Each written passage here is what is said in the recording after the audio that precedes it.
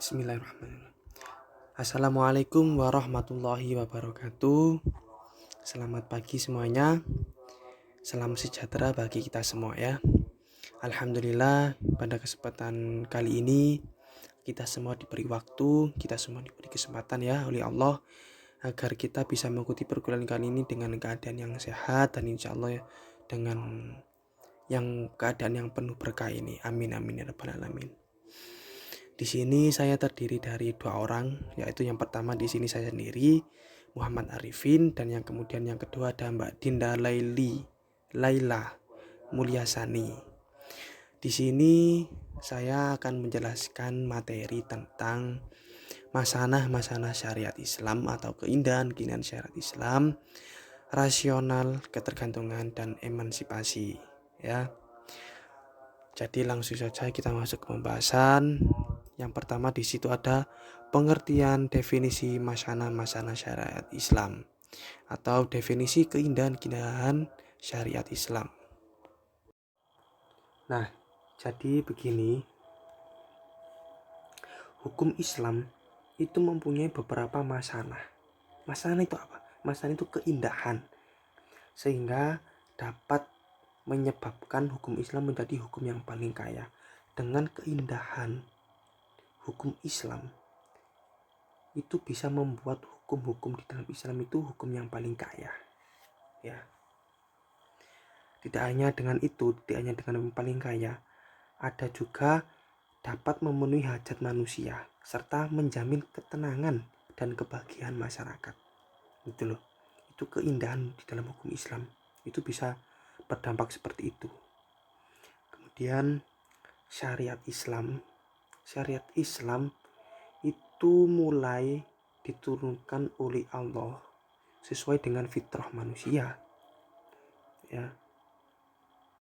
Jadi tidak ada satupun manusia di muka bumi ini yang tidak dapat menjalankan syariat Islam ya. Sedangkan keindahan tadi itu, keindahan hukum Islam itu apabila dipraktekkan bersama ajaran-ajaran agama Islam, maka niscaya akan terbentuk suatu umat yang ideal, terbentuk sesuatu umat yang sangat sempurna, yang padanya terkumpul segala unsur yang adil ya. Sempurna itu ya apa? Yang adil ya, yang mempunyai keteguhan dan kehidupan yang baik serta kemajuan yang utama. Nah, itu ya. Kemudian buktinya apa? Bahwa syariat Islam itu indah. Di situ dijelaskan, bisa dilihat ya, bahwa tidak ada bahaya dalam syariat Islam dan Islam mengatur para pemeluknya untuk tidak menimbulkan bahaya pada orang lain. Jadi di dalam syariat Islam yang indah itu tidak ada syariat Islam yang mengatur bahwa pemeluknya itu tidak menimbulkan bahaya kepada orang lain. Syariat Islam itu apa? Syariat Islam itu aturan atau ketetapan yang Allah perintah kepada hamba-hambanya. Seperti apa? Seperti puasa, sholat, haji, zakat. Nah, naik haji bagi yang mampu.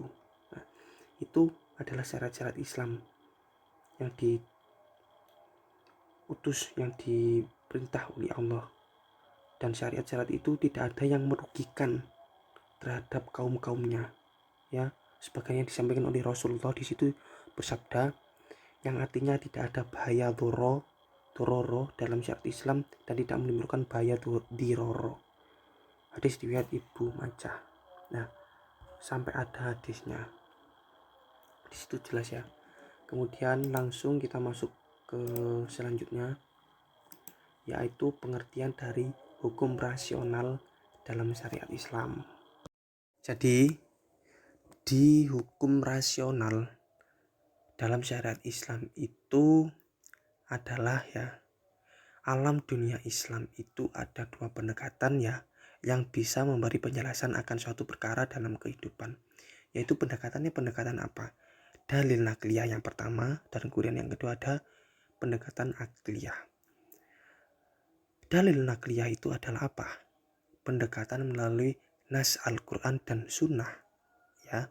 itu dalil nakliyah, pendekatan melalui nas Al-Quran dan sunnah Nabi tentang suatu masalah di mana substansinya memberikan keyakinan pada umat Islam dan kebenaran tentang tesis tersebut.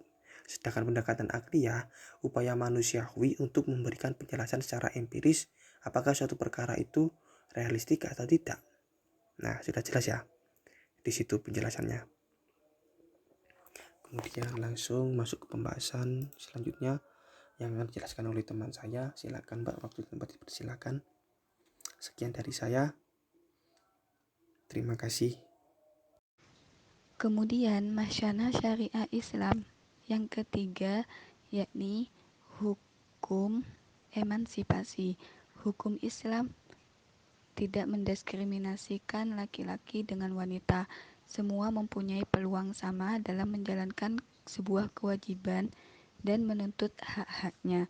Namun, penuntutan hak dalam hukum Islam ini tidak berarti sama, akan tetapi penuntutan itu disesuaikan dengan proporsi yang ada.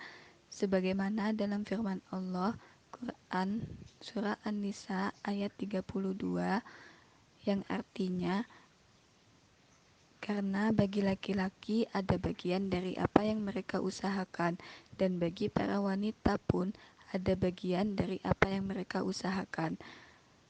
Kemudian Quran Surah An-Nisa ayat 34 yang artinya kaum laki-laki itu adalah pemimpin bagi kaum wanita.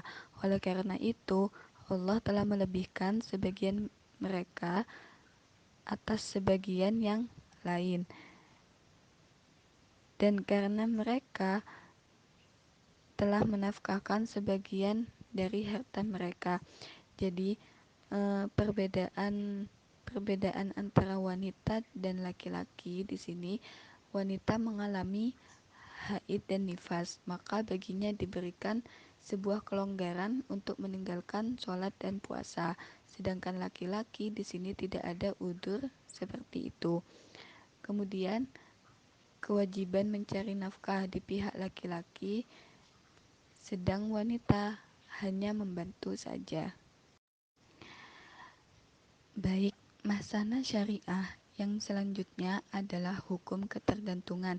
Dalam Islam telah diatur tata cara hubungan antar manusia dengan Tuhannya sebagai hubungan vertikal atau hablum minallah, dan hubungan manusia dengan manusia sebagai hubungan horizontal atau hablum minannas.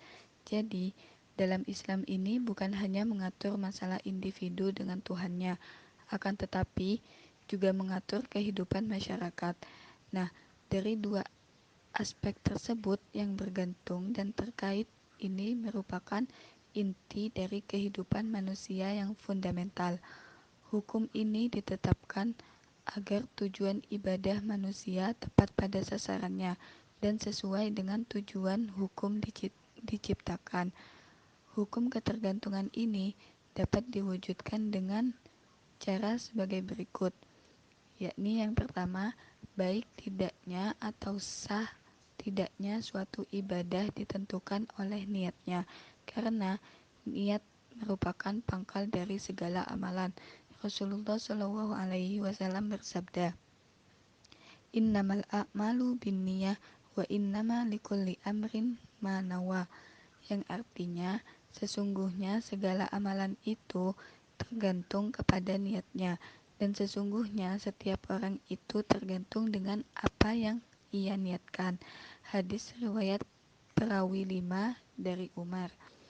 Dalam kaidah fikihnya dinyatakan al-umuru bimaqasidiha, yang artinya menghilangkan kemudaratan lebih didahulukan daripada mengambil sebuah kemaslahatan.